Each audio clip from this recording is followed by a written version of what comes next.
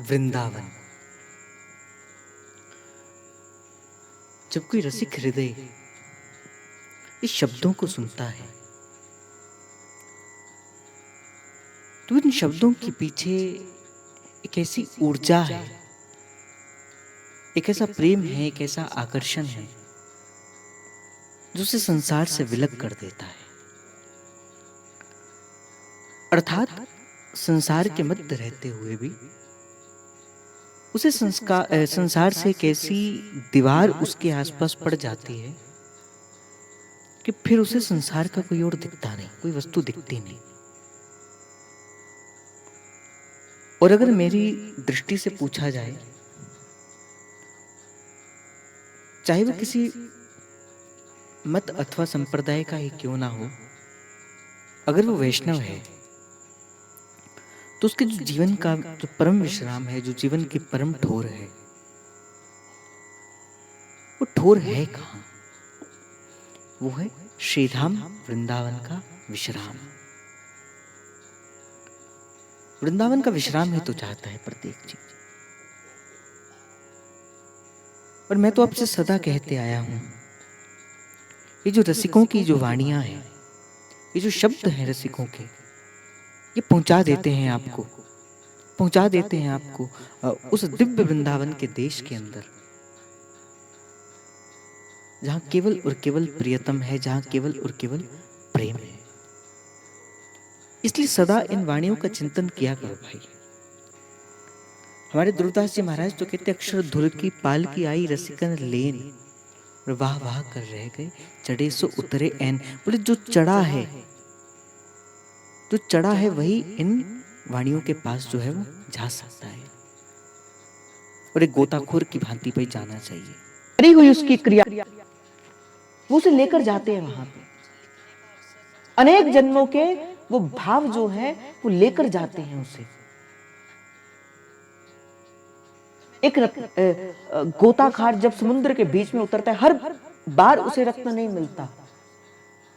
जितनी गहराई के अंदर वो जाएगा उतनी गहराई से उसे रत्न की प्राप्ति होगी। उसी प्रकार ही वाणी के अंदर आप जितनी बार जाओगे, हो सकता है पहली बार आपको वाणी की कुछ समझना है, हो सकता है दूसरी बार भी आपको वाणी हृदयंगम ना हो, तीसरी बार भी वाणी हृदयंगम ना हो, पर बार बार एक वाणी के पास जाया करो। फिर एक दिन ऐसा होगा, धीरे धीरे श्री वाणी जो कृपा करेगी और वाणी अपने हृदय के भेद को प्रकट करना प्रारंभ कर देगी। धीरे धीरे रे मना धीरे सब कुछ होए। बोलो माली सींचे सो गड़ा पर ऋतु आए फल होए। जब वाणी कृपा करेगी तभी वाणी हृदयंगम होगी। और ये जो वाणी है, ये जो श्री ध्रुवदास जी की जो 42 लीला है भाई, ये तो हमारे राधा वल्लभ लाल जी को तो विशेष प्रिय है। वर्ष के 3 महीने तो केवल श्री राधा वल्लभ लाल जी केवल और केवल से 42 लीला की समाज सुनते हैं। और रसिकों ने अनुभव से कहा, जब कभी चाहो ना कि आप कुछ कहो और प्रियालाल देखकर मुस्कुरा दे, जब आप ये चाहो कि आपके कोई शब्द से प्रियालाल के कानों में पहुंचे और प्रियालाल उन शब्दों को देखकर सुनकर मुस्कुरा दे, तो क्या करना, किसी 42 लीला के कोई शब्द श्री ठाकुर जी और किशोरी जी के सन्मुख रख देना। रसिकों ने अपने अनुभव से कहा, भाई वाणी हित ध्रुवदास की सुन जोरी मुस्कात। वाणी हित ध्रुवदास की सुन जोरी मुस्कात। ये जो ध्रुवदास जी महाराज की जो वाणी है, ये प्रिया प्रियतम को अतिशय प्रिय है। कई बार तो ऐसा होता, जब श्री प्रियालाल वन विहार को निकलते तो ध्रुवदास जी की कुटिया में आकर थोड़ी देर ठहर जाते। और जब ध्रुवदास जी महाराज कहते कि प्रभु मैंने तो आपको बुलाया ही नहीं, तो आप क्यों मेरी कुटिया के भीतर आ गए? तो प्रभु कहते, ध्रुवदास तेरी इन शब्दों को सुनने के लिए ये तेरे शब्द मोह को अतिशय प्रिय है। तो ये जो ध्रुवदास जी के ये जो पद रचना है, ये जो वाणी रचना है, ये ठाकुर जी को अतिशय प्रिय है, ये हमारी किशोरी जी को अतिशय प्रिय है। हो सके तो एक नियम बनाओ हो सके तो एक नियम बनाओ कि नित्य प्रति कोई वाणी जी का एक दोहा, सिर्फ 42 लीला का कोई भी दोहा, मैं ये नहीं कहता कि कोई विशेष दोहा, कोई भी दोहा 42 लीला का एक जाकर श्री ठाकुर जी और किशोरी जी को सुना देना। देखना वो सुनेंगी भी और सुनकर उनके मुख के अंदर प्रसन्नता के वो जो हाव भाव हैं वो भी आएंगे। तो वाणी हित ध्रुवदास की सुन जोरी मुस्कात। भाव प्रारंभ हुआ कहां से? ये शब्दों का भाव प्रारंभ हुआ कहां से? वाणी की रचना प्रारंभ हुई राधा वल्लभ संप्रदाय प्रारंभ से ही। देखो प्रेम जो होता है ना, प्रेम को शब्दों के अंदर पिरोया नहीं जा सकता। शब्द प्रेम को अभिव्यक्त नहीं कर सकते। प्रेम की अभिव्यक्ति केवल अनुभव का विषय है। अगर कोई कहे कि वेदों ने, उपनिषदों ने क्या कभी रस को चखा, तो रसिकों ने कहा नहीं। अगर वेदों ने, उपनिषदों ने या अन्य ग्रंथों ने रस को पाया होता, रस को चखा होता, तो रसिकों को ये वाणी रचने की आवश्यकता ही नहीं पड़ती। तो वेद और उपनिषद, श्रुतियां तो नहीं पहुंच पाई उस रस तक। राधा वल्लभ संप्रदाय प्रारंभ से ही इस निकुंज की, इस प्रेम की अभिव्यक्ति करने के लिए सदा एक माधुर्य स्थान रखता है। सबसे पहले आचार्य आए तो महाप्रभु ने प्रेम को अपने शब्दों के अंदर प्रकट किया, श्री राधा सुधा निधि को प्रकट कर। फिर सेवकजू महाराज आए, आचार्य के प्रति अपने प्रेम को प्रकट किया। फिर कृष्णचंद्र जी महाप्रभु आए, उन्होंने अपने शब्द कहे और अनेक अनेक रसिकों ने अनेक अनेक वाणियों की रचना करी। महाप्रभु श्री हरिवंश चंद्र महाराज के तृतीय पुत्र थे जिनका नाम था गोपीनाथ जी। महाप्रभु जब अंतर्ध्यान हो गए, आचार्य चरण जब इस निमित्तिक लीला से जाकर अपने नवनिवृत्त कुंज पे अपने सहचरी वपू को प्रदान हो गए, उस समय श्री प्रबोधानंद सरस्वती जी और हरिराम व्यास जी के ऊपर श्री राधा वल्लभ लाल जी की सेवा का भार आ गया। तो उन्होंने कहा कि राधा वल्लभ लाल जी की सेवा तो केवल आचार्य के पुत्र ही कर सकते हैं। तो इसीलिए श्री वनचंद्र महाप्रभु को श्री देवबन धाम से श्री वृंदावन की ओर बुलाया गया।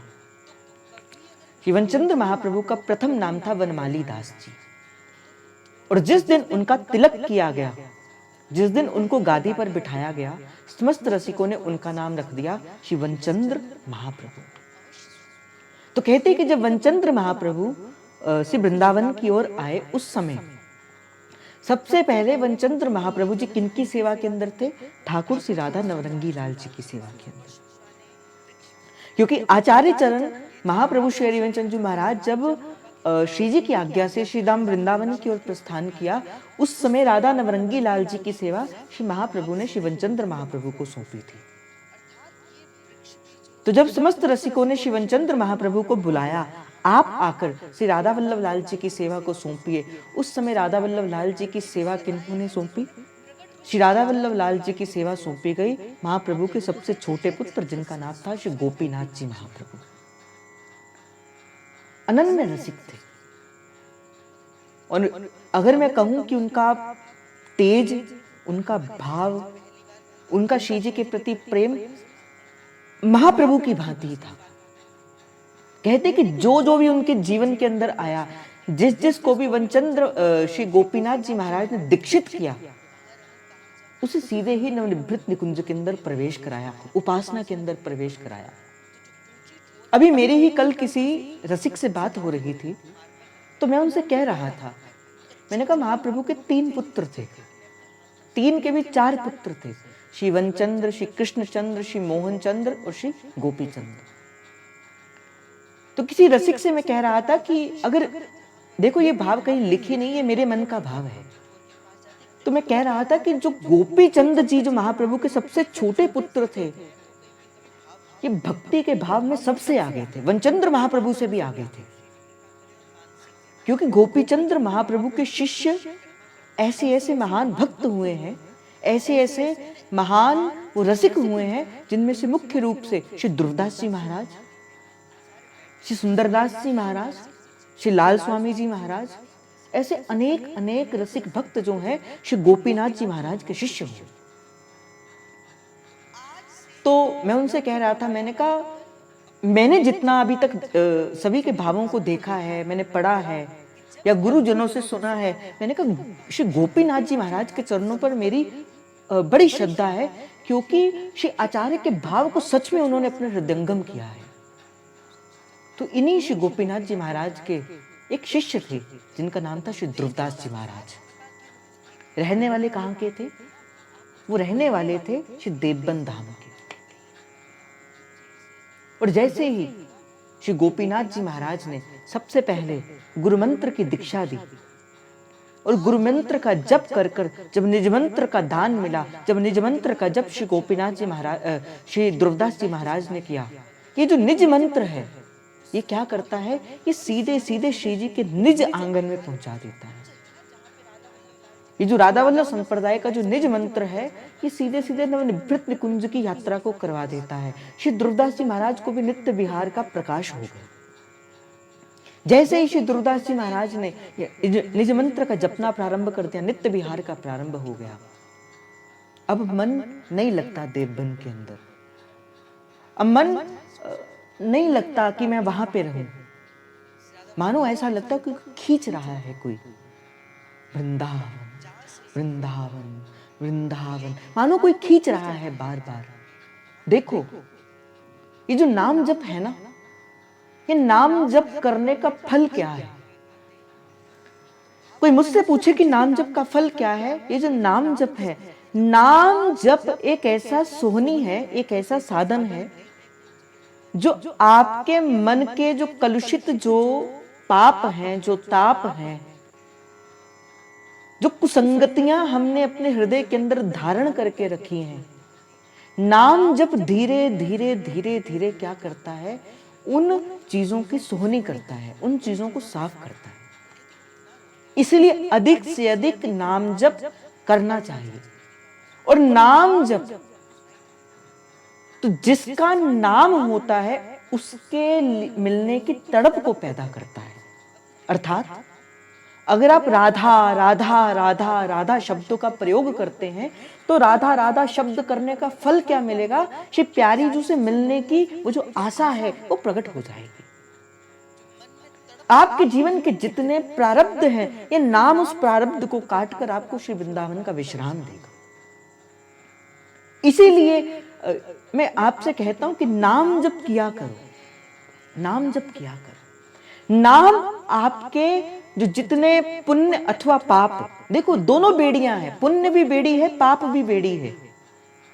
पुण्य होगा तब स्वर्ग मिलेगा, पाप होगा तो नरक मिलेगा। सहचरी कहती है स्वर्ग ना इच्छे नरक न डरे, डरनी डरप हरिवंश को। न जिसे स्वर्ग की इच्छा है, न जिसे नरक की इच्छा है। तो ये जो नाम है ये आपके स्वर्ग के अर्थात आपके पुण्यों का भी क्षय कर देगा भाई, पुण्यों का भी क्षय कर देगा। और नाम आपके पाप का भी क्षय कर देगा। और पुण्य और पाप को क्षय करके आपको सहचरी वपु पे प्रकट कर देगा और आपके मन को निर्मल कर देगा। और प्रभु ने तो अपने श्रीमुख वाक्य से कहा, निर्मल मन जन सो मोहि पावा, मोहे कपट छल छिद्र न भावा। मन को निर्मलता, ये जो नाम है ना, जैसे कहते हैं ना, स्याही रंग छुड़ाई केरी दियो मझीठा रंग, धोए से छूटे नहीं रे, दिन दिन होत सुरंग, दिन दिन होत सुरंग, मजीठा रंग चुनर मोरी रंग ढारी। और ये जो चुनर रंगने की बात है ना, ये किससे रंगी जाती है? साहिब, साहिब किस रंग से हमारी चुनर को रंगता है?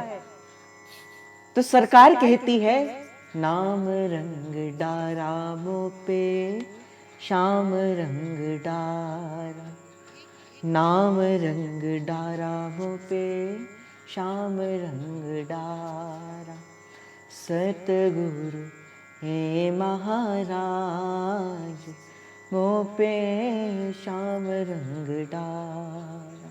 तो गुरु ने तो नाम का रंग डाला है। बड़ी प्यारा एक भजन है, चिट्टी चादर वेड़े चितानी, सतगुरु जी रंग दयो ता मैं जाना, पिछे उंदियां ने संगता प्यारियां, सतगुरु जी दर्शन देओ ता मैं जाना। ये जो सफेद वस्त्र है, इसको क्या करना है? बोले नाम के रंग से रंग देना है। नाम रंग डारा मुँह पे श्याम रंग डारा, नाम रंग डारा मुँह पे श्याम रंग डारा। इसलिए भाई नाम जप करा करो नाम जप। जो अंदर बैठी वो जो जैसे जब कोई दर्पण बड़ा मैला हो ना, तो उसे क्या किया जाता है? साफ किया जाता है।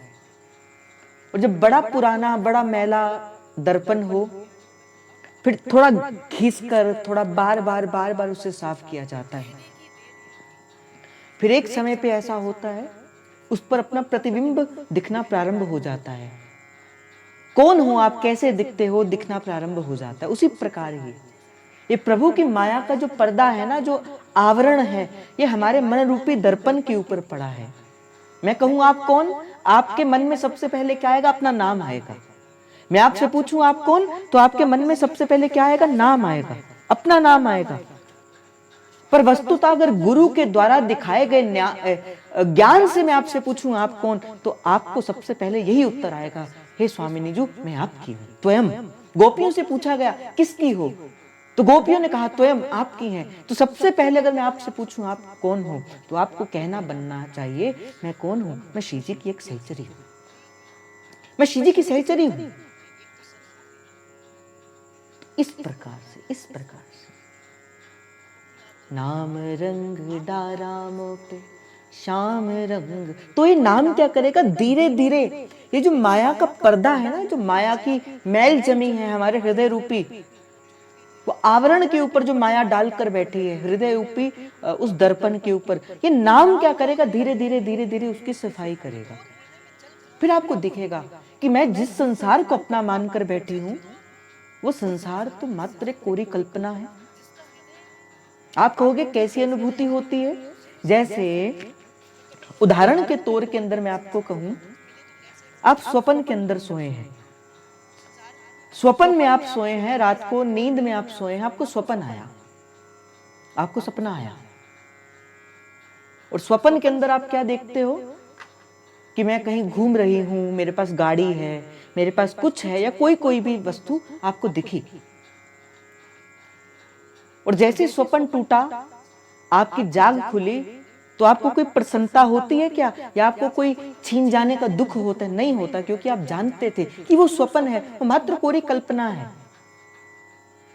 तो आपको ना सुख मिलता है ना दुख मिलता है। उसी प्रकार ही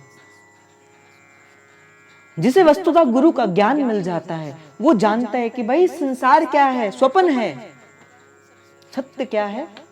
एक ओंकार सतनाम करता पुरख निर्भो निर्वैर अकाल मूरत अजोनी सैवम। पर ये कहां तक मिलेगा? तो वाणी कहते गुरु प्रसाद, गुरु के प्रसाद से मिलेगा। एक ओंकार सतनाम करता पुरख निर्भो निर्वैर। और जब गुरु आता है ना जीवन के अंदर, जब कहते गुरु प्रसाद, तो गुरु क्या लेकर आता है? हमारे गुरुदेव तो कहते हैं, हमारी सरकार तो कहती है, आनंद प्या मेरी माए सतगुरु मैं पाए। आनंद पिया मेरी माए, सतगुरु मैं पाया, सतगुरु का पाया, सहज सेती मन वजिया बधाइया। रे मन मेरे तू सदा रहे हरि नाल। आनंद पिया मेरी माए, जीवन में आनंद कैसे आएगा? सतगुरु में पाया। और ये जो दिन है ना, अभी आने वाले ये जो 4-5 दिन है भाई, ये तो समर्पण के दिवस है, ये तो समर्पण के समय है। आने वाले अभी जो आज कल एकादशी है, फिर द्वादशी है, फिर त्रयोदशी है, फिर उसके बाद और फिर उसके बाद क्या होगा? पूर्णिमा आएगी। और पूर्णिमा में क्या पड़ेगा? आनंद पिया मेरी माए, सतगुरु मैं पाया। आनंद पिया मेरी माए, सतगुरु मैं पा। सतगुरु आएंगे, सतगुरु आवन गे, फेरा पावन गे, साढ़े वेड़े। नी मैं सदके जवानी उस वेले, नी मैं सदके जावा उस वेले। सतगुरु आवण गे, फेरा पावन गे, साढ़े वेड़े। नी मैं सदके जावा उस वेले। और गुरु को बिठाना कहाँ पर है? नी मैं फुल्ला वाला आसन लाया, नी मैं फुल्ला वाला आसन लाया। उत्ते सतगुरां नू मैं बिठाया, उत्ते सतगुरां नू मैं बिठाया। जदों होणगे दयाल, कर देणगे निहाल, साईं जी मेरे। नी मैं सदके जावा उस वेले। सतगुरु आवण गे, फेरा पावन। मैं तो गुरुदेव से कहता हूँ, गुरुदेव इस गुरु पूर्णिमा में ना आप आना। और कैसे आना? मेरे हृदय रूपी मंदिर के अंदर आना, हृदय रूपी मंदिर के अंदर आना। उस दिन ये ऊर्जा सक्रिय होती है, जो गुरु तत्व की जो ऊर्जा होती है ना, सक्रिय होती है। आप जो मांगो गुरु से, गुरु अपनी झोली खोल कर बैठा है उस दिन। लेने वाला होना चाहिए, आपको लेने ही आने चाहिए वस्तु। गुरु झोली खोल कर बैठा है। आपको क्या करना है? अपनी झोली खाली कर कर ये गुरु के आगे फैलानी है। और फिर क्या होगा? सतगुरु आवण गे, फेरा पावन गे, साढ़े वेड़े। नी मैं सदके जावा उस वेले। गुरु का आगमन होगा। तो गुरु, जैसे मैंने कहा कि जब ध्रुवदास जी महाराज के जीवन के अंदर गुरु आए तो नित्य विहार के दर्शन श्री ध्रुवदास जी महाराज को हो गए। अब मन नहीं ठहरता, मन नहीं लगता अब देवबन के अंदर। मानो एक खींच आपको लेकर चलती है। वृंदावन वृंदावन वृंदावन। गुरु ने आज्ञा, गुरु से निवेदन किया कि प्रभु अब मैं और समय जो है वो देवबन के अंदर नहीं रह सकता, आप आज्ञा करें। मैं अपने जीवन का अगला काल जो है वो सीधा वृंदावन के अंदर करना चाहता हूं। गुरु की आज्ञा मिली। श्री ध्रुवदास जी महाराज का आगमन कहाँ हुआ? श्री वृंदावन धाम के अंदर।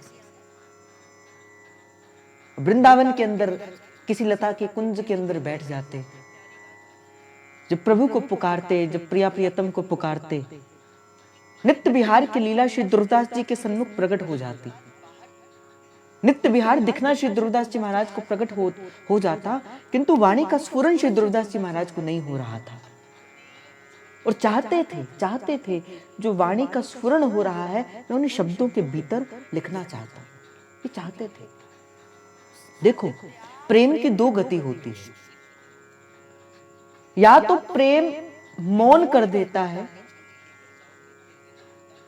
या तो प्रेम की वो गति है, ना मैं देखूं और को, ना तो है देखन दूं। या तो प्रेम मौन कर देता है, वो एकांत में ले जाता है, या तो प्रेम की एक ये गति है, या दूसरी गति प्रेम की कई कहा गई, जब प्रेम बढ़ता है हृदय के भीतर, फिर वो प्रेम समाता नहीं और वाणी के रूप के अंदर प्रकट होता है।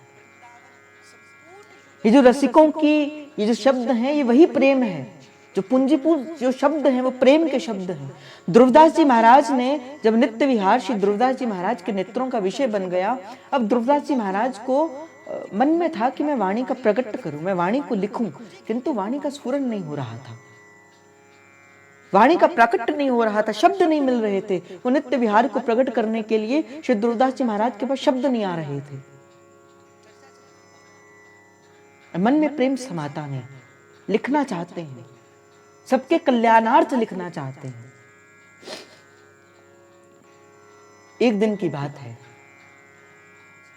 रास मंडल के अंदर आप बैठ गए, वहां पे एक वट वृक्ष है, उस वट वृक्ष के नीचे इस रास मंडल के अंदर आप बैठे और 3 दिन तक श्री राधा श्री राधा श्री राधा श्री राधा इस नाम का आप जप करने लगे।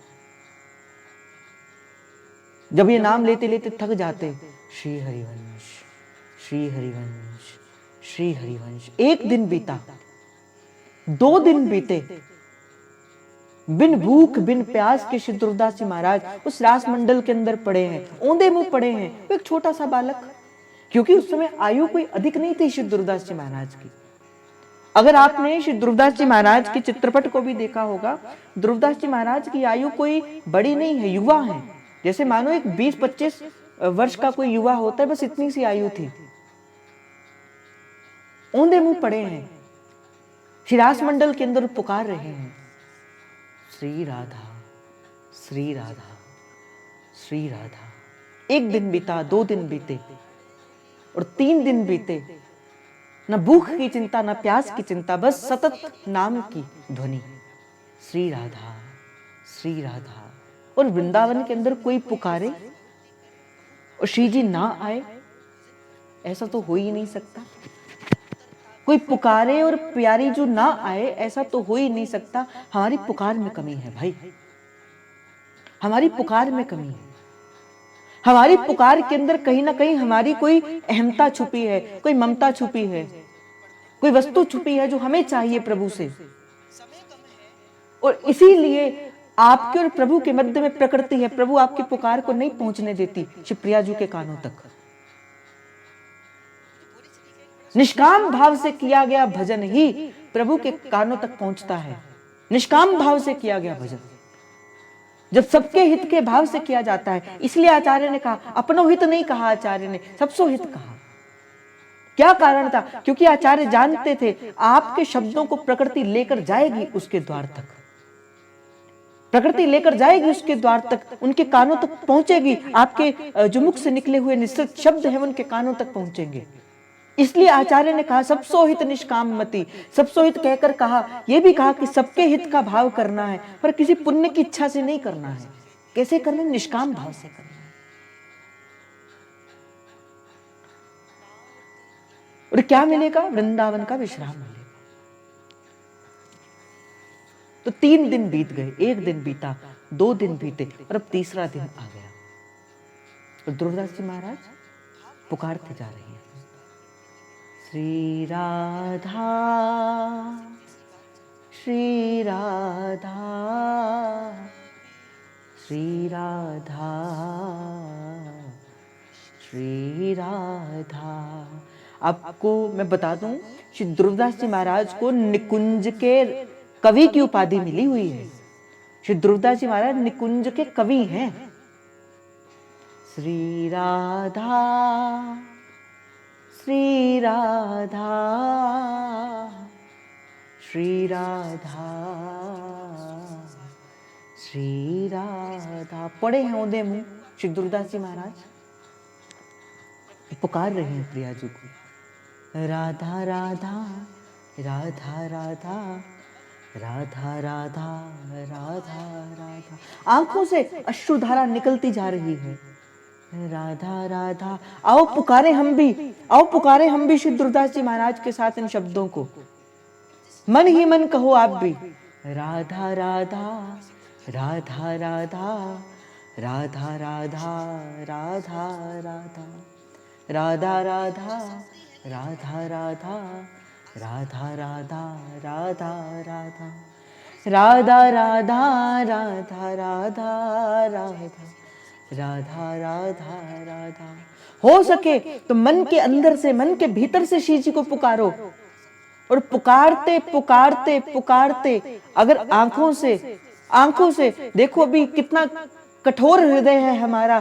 श्री प्यारी जी का नाम लेते हुए भी, प्यारी जी का नाम लेते हुए भी हमारी आंखों से अश्रुधारा नहीं निकलते। अर्थात क्या है, हमारा हृदय कठोर है। भाई रसिकों ने तो कहा, वाह महाप्रभु तो कहते राधा नाम सुधा रसम रसम यूते जीवास्तु में विव्वला। महाप्रभु कहते मैं राधा नाम नहीं ले सकता, मेरी जीवा विव्वल हो जाती है, मेरा कंठ अवरुद्ध हो जाता है, मेरी वाणी का स्फुरण बंद हो जाता है। और हम देखो कैसे हैं, ये नाम हमारे अंदर कंपायमान भी नहीं होता।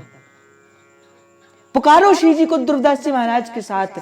अभी श्री जी आएंगी, क्या पता श्री ध्रुवदास जी के द्वारा किया गया नाम से श्री जी हमारी उस आवाज को भी श्री जी के कानों में पहुंच जाए। राधा राधा, राधा राधा, राधा राधा, राधा राधा, राधा राधा, राधा राधा, राधा राधा, राधा राधा, राधा राधा, राधा, राधा राधा, राधा राधा, राधा, राधा राधा, राधा राधा, राधा, राधा राधा, राधा, राधा राधा, राधा राधा, राधा राधा, राधा राधा, राधा राधा, राधा राधा, राधा राधा, राधा राधा। तीसरा दिन की वेला, अर्धरात्रि का समय, और उसी समय ही श्री ध्रुवदास जी महाराज पुकार रहे हैं, राधा राधा, राधा राधा, राधा राधा, राधा राधा। और तभी क्या हुआ, ललिता विशाखा चंपक चित्रा तुंग विद्या रंग देवी इंदु लेखायरु सखी सुदेवी सकल यूथ हित सेवी। हित सजनी के संग अष्टम सखियों के समूह के मध्य में श्री प्यारी जो ठुमक ठुमक ठुमक ठुमक करती हुई कहां आई, सिरास मंडल के भीतर आई। और ध्रुवदास जी महाराज अभी भी नेत्र खोले नहीं, पुकारे जा रहे हैं, आनंद लिए जा रहे हैं। राधा राधा, अभी भी पुकार लो, अभी भी समय है। श्री जी का आगमन हो चुका, ना जाने किसको श्री जी अपने आशीर्वाद दे दे, ना जाने किसको श्री जी दर्शन दे दे। पुकारो राधा राधा, राधा राधा, राधा राधा, राधा राधा, राधा राधा, राधा राधा, राधा राधा, राधा। चलते चलते चलते श्री ध्रुवदास जी महाराज इधर नाम का रटन लगा कर बैठे हैं। तो चलते चलते चलते चलते श्री जी कहाँ आई, उस स्थान पर आई जहां श्री ध्रुवदास जी महाराज औंधे मुंह पड़े थे। श्री जी ने अपने अंगुष्ठ का जो चरण का, श्री जी का जो अंगुष्ठ है, अंगूठा है, उस अंगुष्ठ का जो अगला भाग है वो श्री जी ने श्री ध्रुवदास जी महाराज के मस्तक पर पधरा दिया।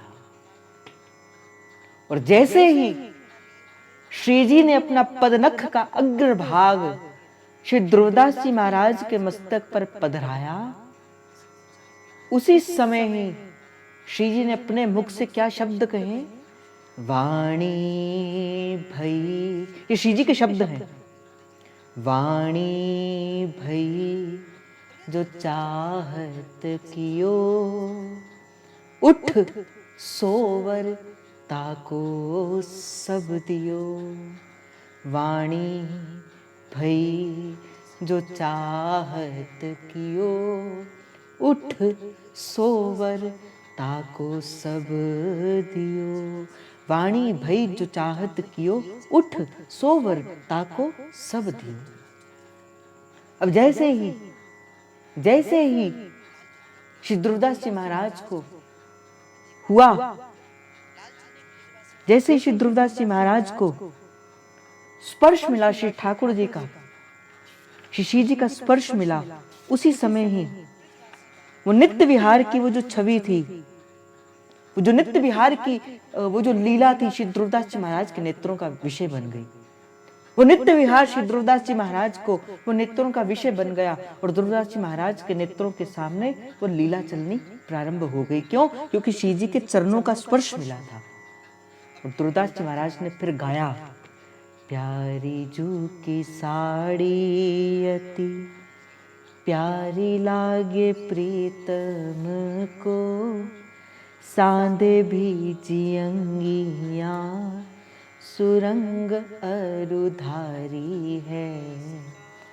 नवल रंगीले जूके भूषण बिहारी लाल, पहिरत बाड़ी फूल जात ना संभारी है।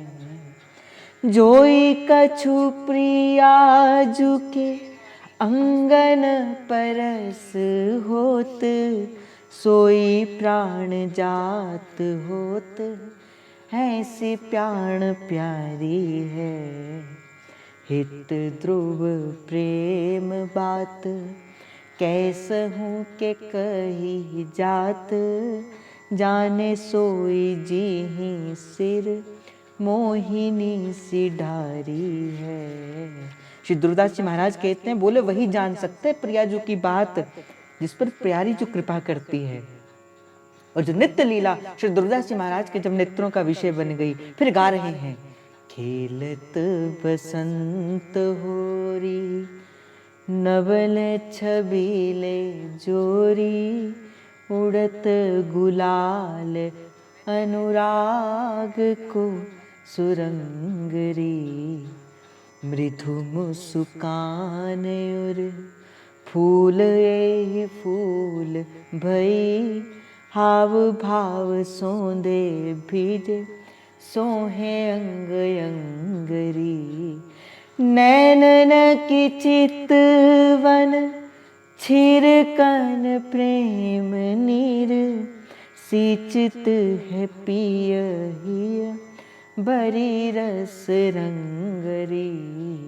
हित ध्रुव भींजे सुख वारिध विलास हास, सोई सुख देखे सखी दिन ही अभंगरी। खेलत बसंत होरी नवल छबीली जोरी। ध्रुवदास जी महाराज ने छोटी बड़ी 42 लीलाओं की चर्चा कही, 42 लीलाओं की रचना करी, जो आज श्री 42 लीला के नाम से सभी रसिकों का भूषण है। बड़ी साधारण सी भाषा के अंदर श्री ध्रुवदास जी महाराज ने प्रेम को अभिव्यक्त किया है। कोई बड़ी सहज में, बड़ी आसानी से इस भाषा को समझा जा सकता है। इसीलिए ये जो शब्द हैं, इन शब्दों का प्राकट्य कहाँ से हुआ है? श्री ध्रुवदास जी महाराज की कृपा से, श्री जी की कृपा से, श्री ध्रुवदास जी महाराज के हृदय से और श्री जी के नख से प्रकट हुआ है। ये जो वृंदावन शतलीला है, ये कहाँ से प्रकट हुई है? कि इसका प्राकट्य श्री जी के अंगुष्ठ से हुआ है। आओ अब बड़े प्रेम से, आओ बड़े प्रेम से आचार्य की इस वृंदावन शतलीला का हम भाव का प्रारंभ करें।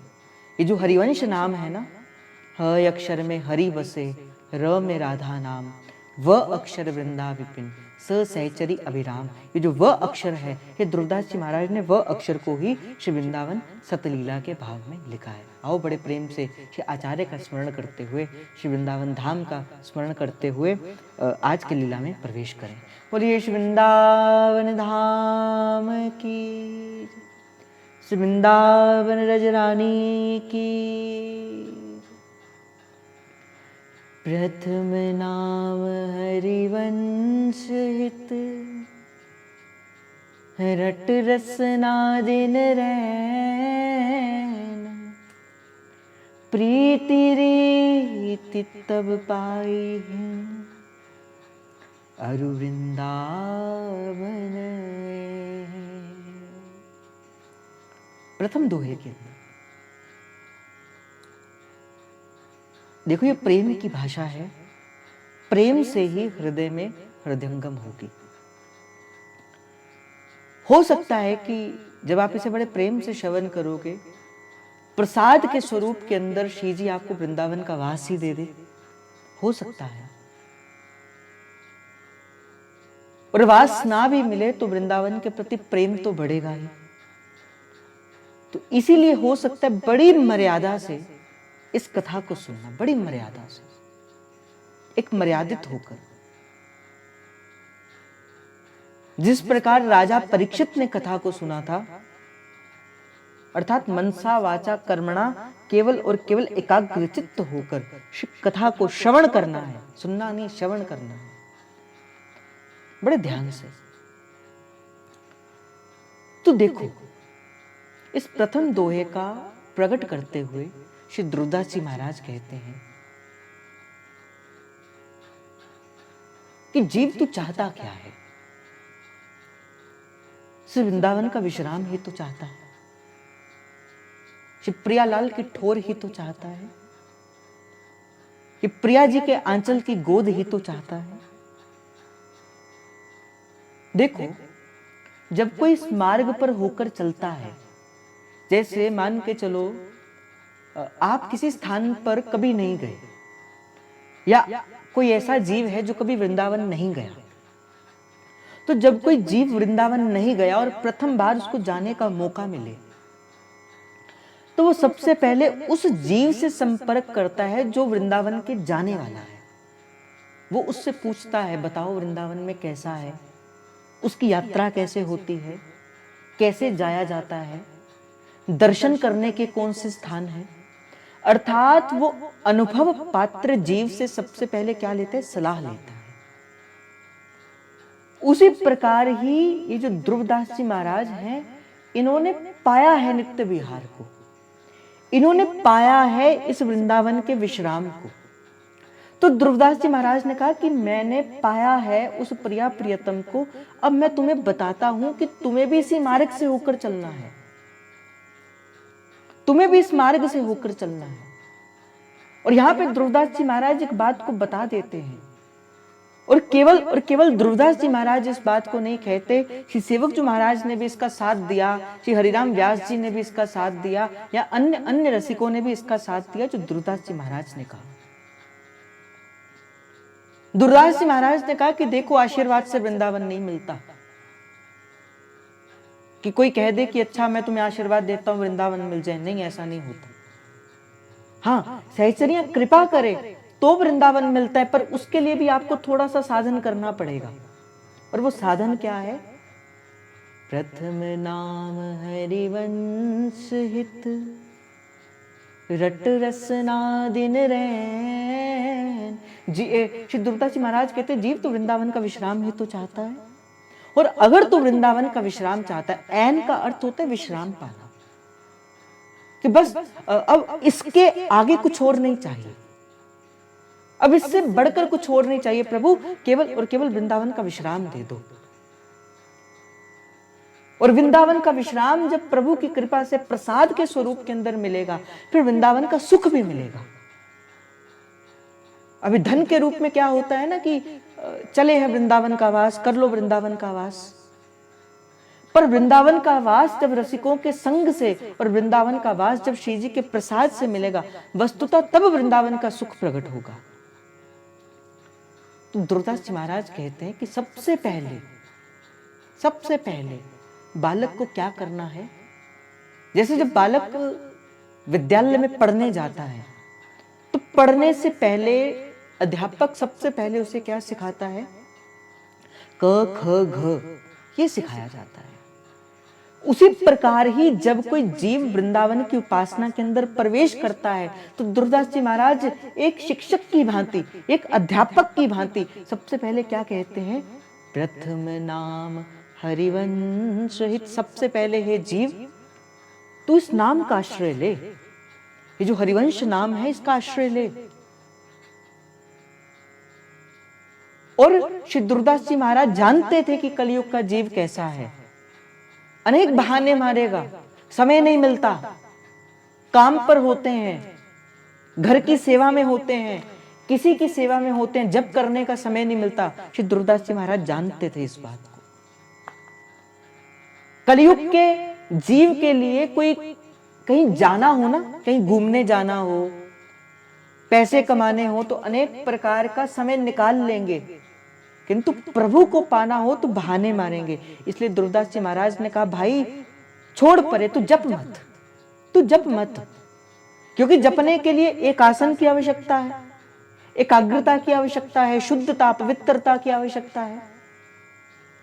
तो दुर्दास जी महाराज कहते, कोई बात नहीं, मैं तुम्हें और सरल कर देता हूं। क्या करो, रटो, केवल रटो। मन लगता है कि नहीं लगता, और भाई किसका लगता है, बड़े बड़े भक्तों का मन नहीं लगता। पारासर सुर इंद्र कामनी मन फंद्या, बोले पराशर ऋषि का भी मन नहीं लगता, जिसने 1000 वर्ष तक तपस्या करी थी। बोले उनका मन नहीं लगता तो हमारा कहां लगेगा। तो भजन के अंदर तो किसका मन लगता है, जिस पर गुरु कृपा करते उन्हीं का ही मन लगता है। जिसने गुरु के शब्द की आड़ के अंदर अपने आप को पिरो कर रखा है, अपने आप को बचा कर रखा है, दुबा कर रखा है। देखो, एक बात का निवेदन करते हुए मैं आगे बढ़ूंगा। जब माया मृग आया ना, जो स्वर्ण का बनकर माया मृग आया, और प्रभु राम जानते थे कि माया का मृग है, वो हिरण है माया का, और देखने में बड़ा सुंदर है, स्वर्ण सा है, और सबको मोहित करने वाला है। तो माया मृग को तो क्या कर जाते, प्रभु की माया जीव को पकड़ कर रखती है। उसी प्रकार ही संसार में जब कोई जीव नाम भजन करना प्रारंभ करता है, माया विक्षेप डालती है।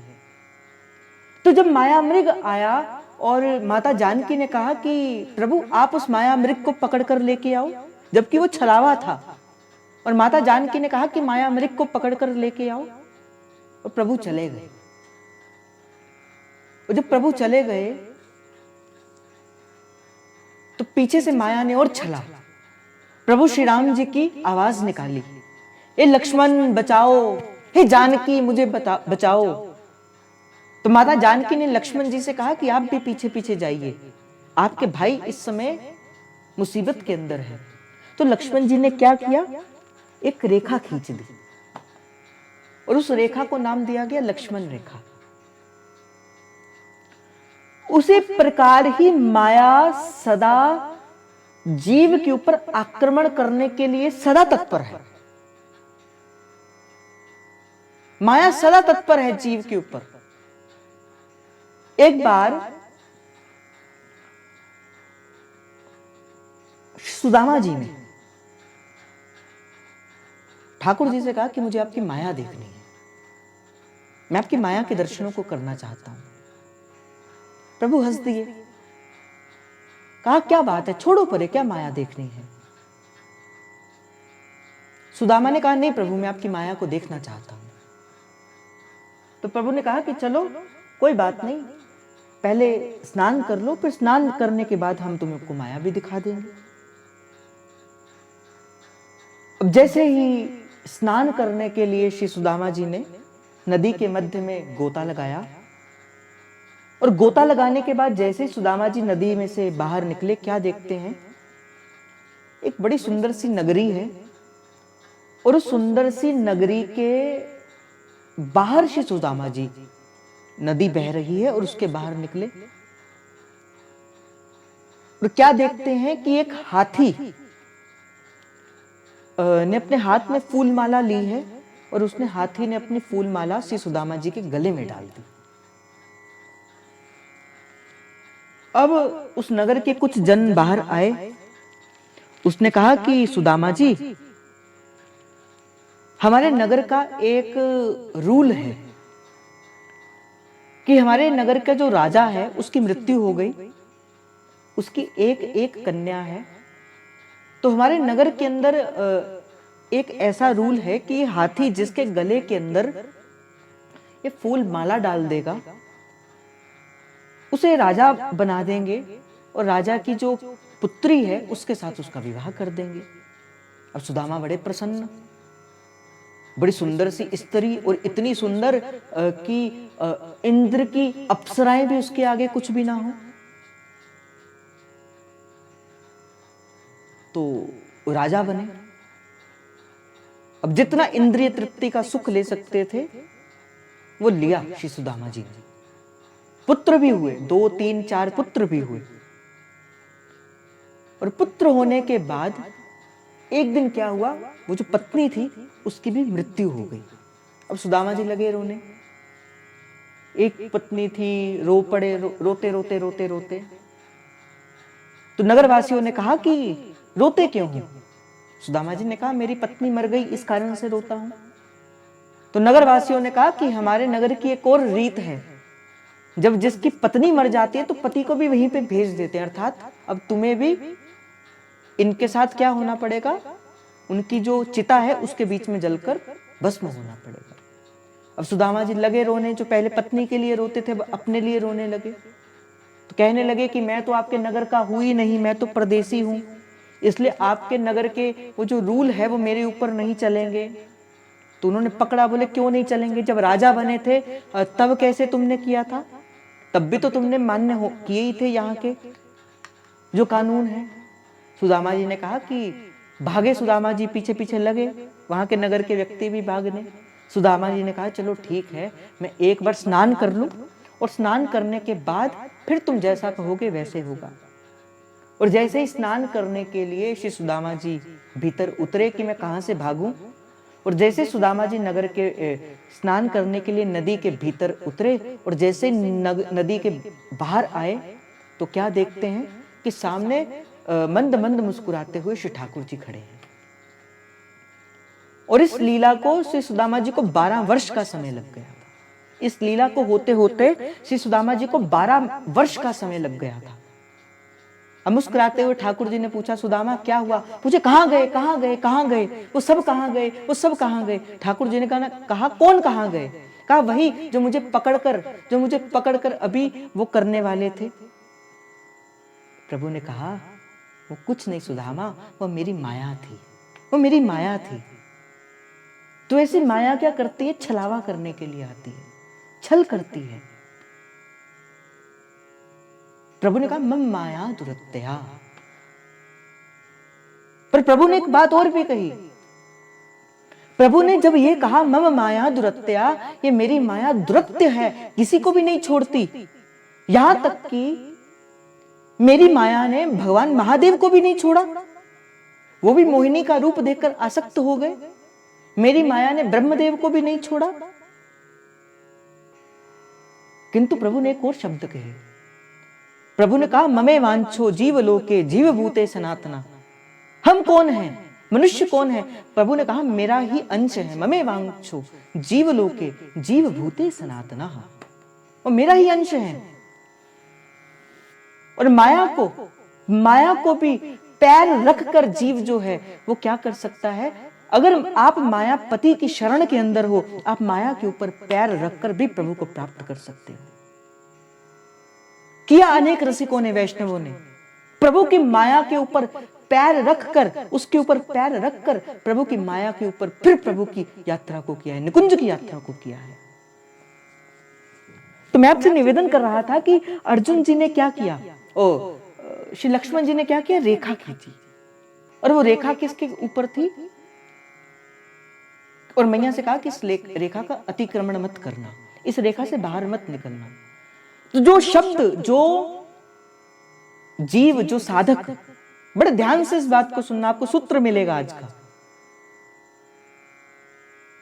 जो भक्त, जो साधक, जो शिष्य गुरु के शब्दों की बाड़ अपने जीवन के अंदर लगाकर रखता है, वो गुरु के शब्दों के मध्य ही, सत्संग के मध्य में ही वो सत्संग की बाड़ अपने अगल बगल में लगाकर रखता है, फिर प्रभु की माया उसे स्पर्श नहीं कर सकती, फिर नहीं कर सकती प्रभु की माया उसको स्पर्श। इसलिए हो सके तो गुरुजनों के, संत जनों के, रसिक जनों के संग लगे रहो, और हो सके तो उनकी आज्ञा के मध्य होकर रखो। ये जो गुरुजनों की आज्ञा है, ये माया का प्रवेश नहीं करने देती जीव के अंदर। और जब जब माया का प्रवेश करता है, फिर जीव संसार की चीजों को तो सब कार्य करता है, किंतु वो भजन नहीं करता। प्रभु की माया क्या करती है? प्रभु की माया इस कारण से जीव को पीछे करती है, क्योंकि माया जानती है अगर जीव इस भक्ति के मार्ग में आगे बढ़ गया तो वो मेरे ऊपर पग रखेगा, और अगर मेरे ऊपर पग रखेगा तो मुझे दबना पड़ेगा। इसलिए माया रोकती है, प्रभु के सन्मुख जाने के लिए माया रोकती है। पर संत सदगुरु के शब्द, संत सदगुरु का सानिध्य, वो एक ऐसा रक्षा कवच है। मैं तो ये कहूंगा रक्षा कवच है। चाहे तो शिष्य उस रक्षा कवच के मध्य में रहकर, ये जो आप पहनते हो ना ताबीज, या पहनते हो कि ये रक्षा कवच है, ये है, वो कुछ नहीं है भाई। धागा पहनवा लिया, ये कर लिया, वो कर लिया, कुछ नहीं है वो। सदगुरु के शब्द ही, गुरु के शब्द ही वस्तुतः रक्षा का कवच है। और जो शिष्य इस रक्षा के कवच को अपने शरीर के ऊपर धारण करता है, गुरु के शब्दों के ऊपर धारण करता है, फिर प्रभु की माया उसके कुछ नहीं बिगाड़ सकती। प्रभु की माया क्या, फिर तो संसार का भी कोई भाव उसको स्पर्श नहीं कर सकता। क्यों? क्योंकि अब वो गुरु के अनुगत होकर रखा है। तो दुर्गादास जी महाराज ने कहा, जीव तू क्या करता है? माया के इतना गुलाम हो गया कि तू प्रभु के भजन को छोड़कर बाकी सब कार्य करता है। भाई विचार करो, कितनी योनियां प्रभु ने बनाई, कितनी योनियां प्रभु ने बनाई, कितना कुछ प्रभु ने नहीं बनाया। और प्रत्येक योनि में, या जितने भी जानवर अथवा कुछ भी हैं, वो भी क्या करते हैं? वो सब सुख ही तो लेते हैं। किंतु मनुष्य का जन्म ही एक ऐसा है, जिस मनुष्य का जन्म प्रभु ने परमार्थ के लिए किया है। मनुष्य का जन्म ही प्रभु ने अपने वास्तविक उत्थान के लिए किया है। कहते हैं ना श्री दुर्गादास जी महाराज, बार बार तो बनत नहीं ये संजोग अनूप, मानुष तन वृंदा विपिन और रसिकन संग विवि रूप। बोले रसिकों का संग मिला है, बोले बार बार ये संजोग नहीं बनता, बार बार फिर पता नहीं किस योनि के अंदर इस संसार के भीतर आना हो। और अगर मनुष्य का तन मिला है तो क्या करे? भज हरिवंश रट हरिवंश, श्री हरिवंश सुनाम रे। तो दुर्गादास जी महाराज कहते प्रथम नाम हरिवंश हित, रट रसना दिन रहन। नहीं जप सकते तो कोई बात नहीं, बोले रटो। और कैसे रटो? दिन रहन, अर्थात दिन, अथवा जो कोई जन मुझसे पूछते ना कि बोले मैं दिन में नाम जप करें कि रात को नाम जप करें, सुबह नाम जप करें कि शाम को नाम जप करें, खाते हुए नाम जप करें कि पीते हुए नाम जप करें।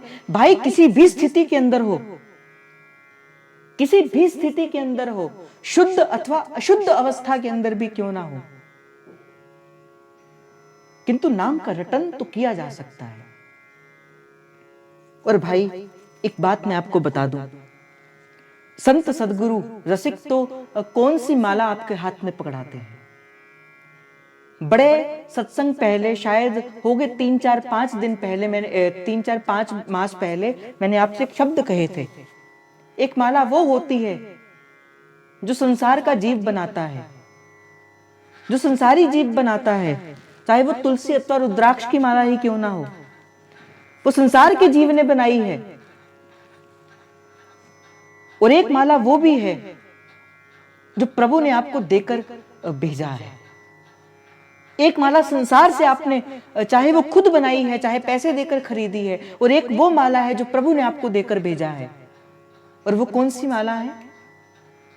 श्वासां दी माला नाल सिमरा मैं तेरा नाम। एक वो माला है जो प्रभु ने आपको देकर भेजा है। तो भाई, पर वो श्वासों तक पहुंचने के लिए, उस श्वासों की माला तक पहुंचने के लिए पहले आपको क्या करना पड़ेगा? ये संसार की माला को पकड़ना पड़ेगा। फिर धीरे धीरे गुरु कृपा होगी, आचार्य कृपा होगी, फिर आप भी गाओगे, श्वासां दी माला नाल सिमरा मैं तेरा नाम, बन जावा बंदा मैं तेरा, है कृपा निदान। श्वासां दी माला नाल सिमरा मैं तेरा नाम, तेरा नाम, तेरा नाम। देखो, श्री दुर्दास जी महाराज ने कहा, प्रथम नाम हरिवंश हित। बोले हरिवंश का नाम, ये महाप्रभु का नाम सबसे पहले क्या करना है? जीव तो सबसे पहले इसको रटन कर। और इसी बात का समर्थन देते हुए श्री सेवक जी महाराज कहते हैं, पहले हरिवंश सुनाम लहो, हरिवंश सुधर्मिन संग लहो। श्री सेवक जी महाराज ने भी, देखो ये किनके शब्द हैं? जिन्होंने पाया, जिन्होंने पाया उसको, जिन्होंने सह शरीर निकुंज की प्राप्ति करी है। भाई देखो, श्री दुर्दास जी महाराज सह शरीर निकुंज की ओर गए और वाणी के अंदर क्या लिखते हैं? प्रथम नाम हरिवंश हित, रट रसना दिन रैन। श्री सेवक जी महाराज सह शरीर गए, सह शरीर गए कहां पर?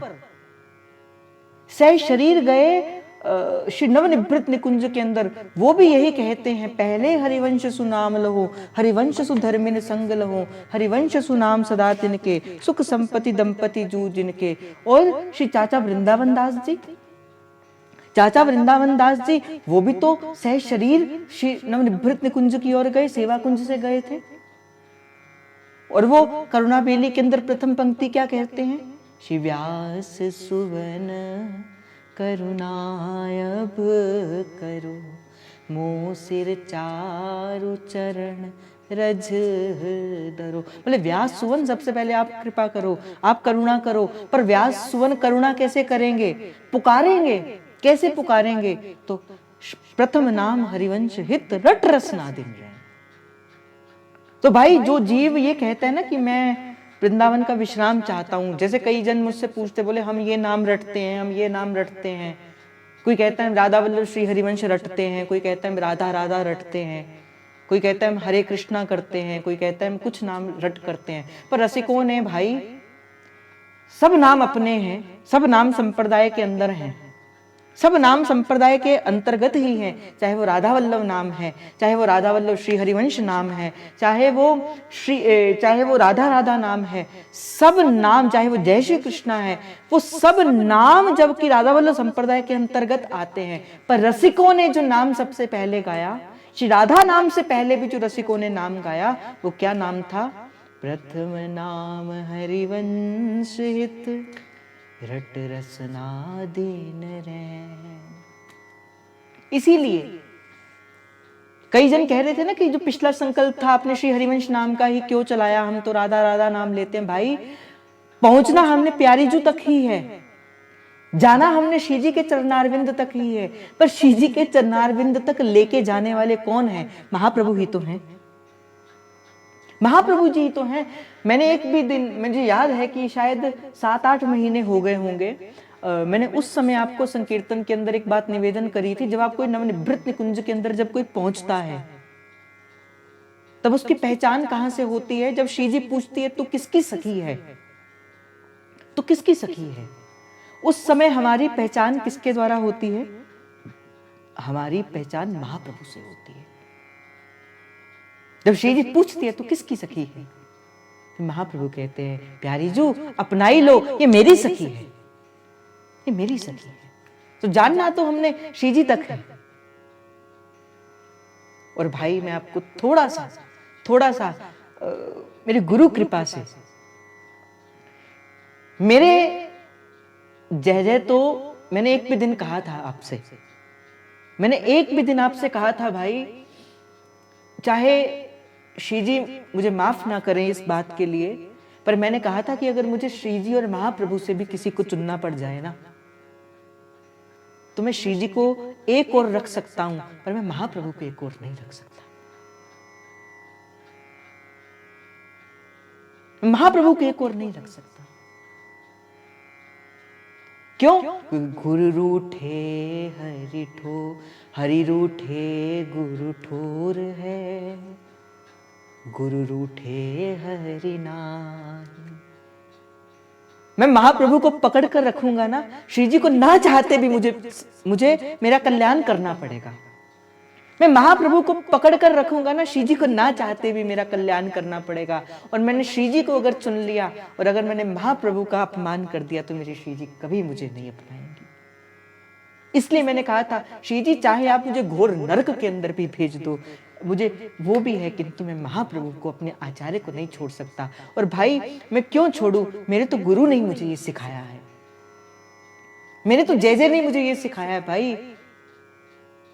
मन श्री हरिवंश नाम के भ्रमर हुए रहिए, ये मन तो बस श्री हरिवंश के नाम के सतत ध्यान में रहे। मैं तो कई बार कहता हूं जय जय, मैं सत्संग के मध्य नहीं रह सकता, नहीं होता समय कुछ ऐसा, प्रभु की माया बड़ी प्रबल है। मुझे घटना स्मरण है उस समय की, बड़े साल पहले की बात है। मैंने कहा मुझसे वाणी का पाठ नहीं होता, मुझसे कुछ नहीं होता। तो जय जय ने उस समय कहा था बेटा श्री हरिवंश नाम का जप तो होता है, बस वही जपना, वही जपना।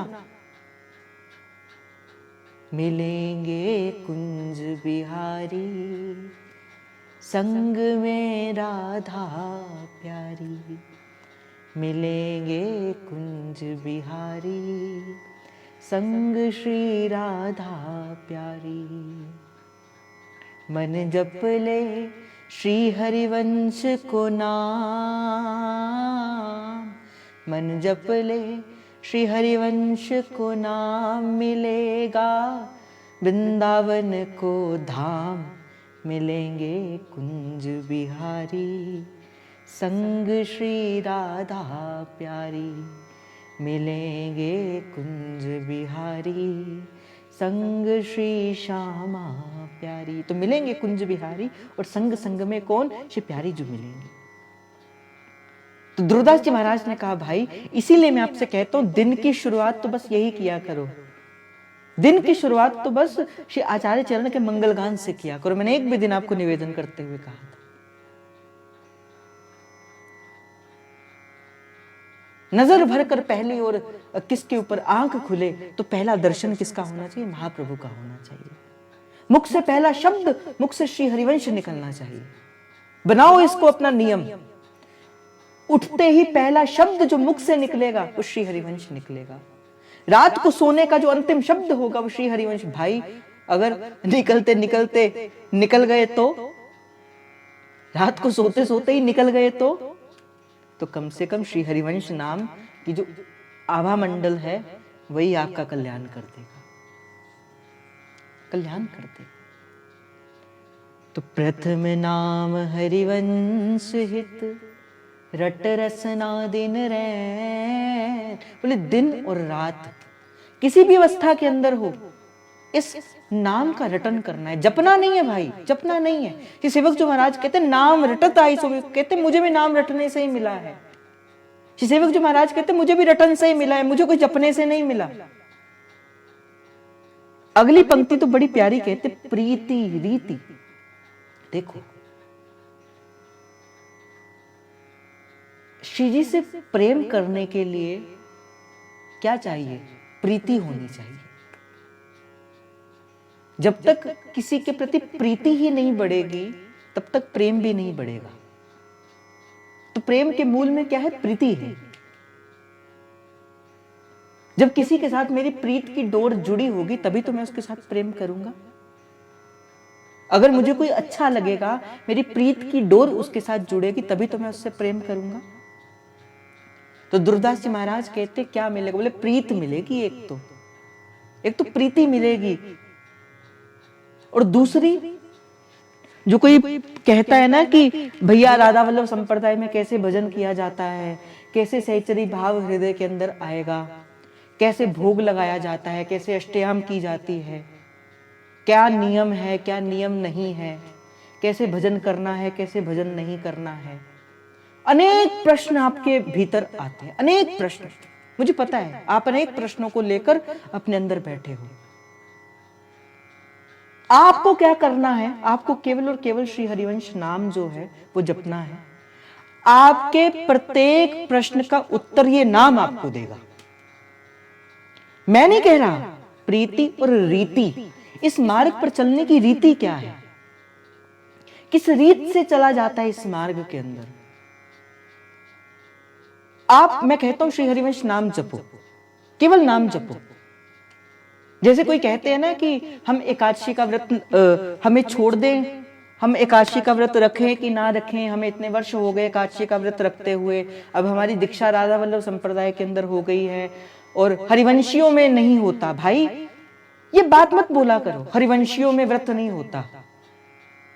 हरिवंशियों में भी तो व्रत होता है, और हरिवंशियों के व्रत का निवाह हर कोई कर नहीं सकता। ये जो हितोपासकों का जो व्रत है ना, इस अनन्य व्रत का निर्वाह कोई कर नहीं सकता। नित्य विहार अखंडित धारा, ये जो हितजू की जो रीत है ना, ये जो संसार के जो व्रत है ना, ये जो संसार के व्रत हैं, बोले ये तो एक दिन में उसका आदि भी है और एक अंत भी है। तो ये नेम है, ये प्रेम नहीं है। आगे बताएंगे श्री दुर्दास जी महाराज सिद्धांत विचार लीला के अंदर। ये जो संसार के जो व्रत रखते हो ना आप, चाहे वो एकादशी का है, चाहे वो पूर्णमासी का है, या चाहे वो करवा चौथ का है, या कोई भी अन्य व्रत ही क्यों ना हो, उस व्रत का एक प्रारंभ है। तिथि के अनुसार वो व्रत का प्रारंभ होता है और तिथि के अनुसार उसका पारण होता है। तो दुर्दास जी महाराज ने तो स्पष्ट शब्दों के अंदर कहा, जो आदि और अंत, जिसका आदि अंत होए तासो नेम जानिए, प्रेम नहीं जानिए। वो नेम के अंतर्गत आता है, किंतु प्रेम क्या होता है? ना जिसका आदि और ना जिसका अंत, जो सदा एक रस रहता है, जो सदा एक सा रहता है, उसे प्रेम कहा जाता है। इसीलिए हमारा जो व्रत है ना भाई, हमारा व्रत तो बड़ा अखंड है, हमारा व्रत तो बड़ा अखंड है।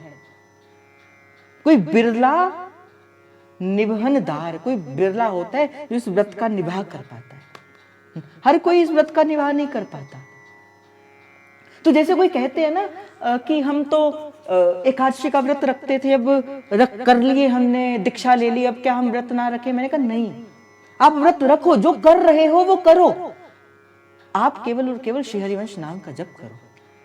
इससे क्या होगा? धीरे धीरे धीरे धीरे, ये जो दुर्दास जी महाराज ने कहा ना रीति, ये दुर्दास जी महाराज ने शब्द प्रयोग किया यहाँ पे रीति, वो रीति आपके हृदय के अंदर हृदयंगम आ जाएगी। आपको इस निकुंज की रीत समझ आनी प्रारंभ हो जाएगी। फिर आप व्रत छोड़ोगे नहीं, फिर कब छूट जाएगा वो आपको भी नहीं पता लगेगा। आप नाम पकड़ो, आप नाम पकड़ो। हमारे गुरुदेव कहते हैं नाम को पकड़ो, जो अवांछित होगा वो हट जाएगा और जो रहने वाला होगा वो रह जाएगा। अब नाम पकड़ो, कुछ नहीं छोड़ना। कुछ कहते हैं हम हरे कृष्ण महामंत्र का जप करते हैं, वो छोड़ दें। कोई कहते हैं हम यहाँ जाते हैं, वो छोड़ दे। कोई कहते हैं हम ये व्रत करते हैं, वो छोड़ दे। कुछ नहीं छोड़ना, कुछ छोड़ना पकड़ना नहीं सिखाता निकुंज। केवल और केवल हरिवंश नाम को पकड़ना सिखाता है। और रसिकों ने कहा प्रीति रीति तब पाई। एक तो प्रीति बढ़ेगी श्री जी के चरणों पे।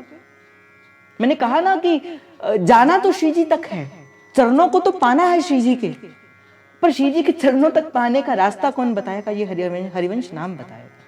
तो प्रीति और दूसरी रीति, रस रीति क्या है, इस मार्ग पर चलने की क्या, कैसे कैसे इस मार्ग पर चला जाता है। तो रीति, प्रीति और दूसरी रीति तब पाइए, पर तब पाओगे। और तीसरी बात कही अरु वृंदावन ऐन, और श्री वृंदावन का विश्राम पाओगे। तो प्रीति रीति तब पाइए अरु वृंदावन ऐन। और तो पुनः एक बार इस दोहे को गाकर हम क्या करेंगे, इस भाव का विश्राम करेंगे, समय अधिक हो गया। प्रथम नाम हरिवंश हित, रट रसना दिन रैन, प्रीति रीति तब पाई है अरु वृंदावन। आशा है ये प्रथम दोहा तो अब आपको कभी नहीं भूलेगा। मैं चाहता हूं कि एक एक दोहे को ना हम ले, एक एक शब्द को पकड़े। प्रथम नाम हरिवंश हित। भाई अनेक साधन है, इस मार्ग पर जाने के अनेक साधन है, पर प्रारंभ किससे करना है? नाम से प्रारंभ करना है। और नाम से भी कैसे प्रारंभ करना है? रटन से प्रारंभ करना है। तो रट रचना दिन रैन, चाहे किसी भी अवस्था के अंदर हो, और प्रीति भी मिलेगी, रीति में मिलेगी, और वृंदावन का विश्राम भी मिलेगा। तो आज का भाव श्री जी के चरणों पर समर्पित करते हुए आप सभी के हृदयस्थ प्रेम प्रभु को, हित प्रभु को जय जय श्री हरिवंश, जय जय श्री हरिवंश, जय जय श्री हरिवंश। प्रणाम।